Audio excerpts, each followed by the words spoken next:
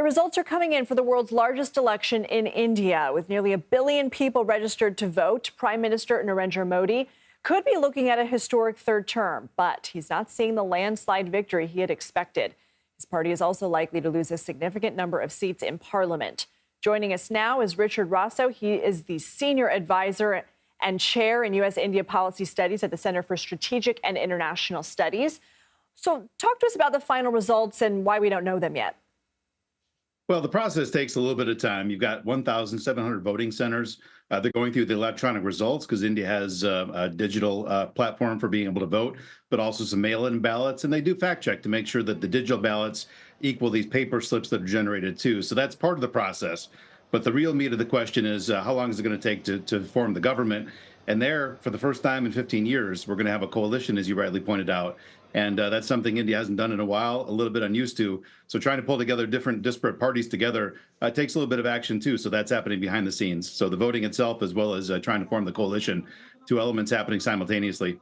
Yeah, what does that practically look like here? Well, it looks like, again, I think you rightly pointed out that the Modi government, which has had two successive terms, is likely to have a third term. They've done some good work on trying to rebuild ties with some of the potential coalition partners.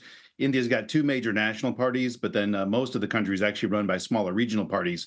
So they managed to pull together a few of these smaller parties to join a coalition ahead of time. So it looks like they're in a pretty comfortable place, but nothing's done till it's done.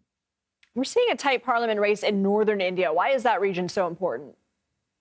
For a couple of reasons, partially that India is going to go through a major exercise during the term of this next 5-year government called delimitation, which is a reapportionment of parliament seats. And northern states in India, which have been a little bit more slower growing, actually have seen larger population gains. Southern states, where a lot of U.S. companies have set up operations, technology, auto manufacturing and such, the states that have been a little bit more dynamic and growth oriented are actually going to see a reduction in parliamentary delegations once this reapportionment is done. So that's a part of the reason. But also, we had a lot of concerns that the North might be also driven a little bit more by messages of religious tension. And the fact that the North has kind of rebuked Modi in some significant ways, I think gives us hope that maybe some of these more tension-filled issues we saw during India's election may not be the voting drivers, even in the North, we thought they were. Will this election impact relations with the U.S.?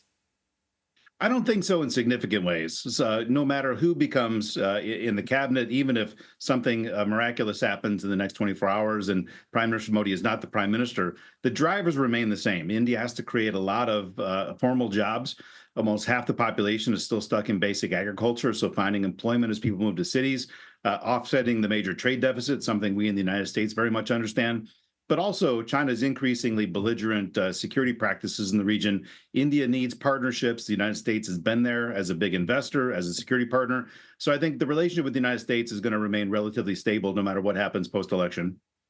Rick Rossow, thank you. Thanks.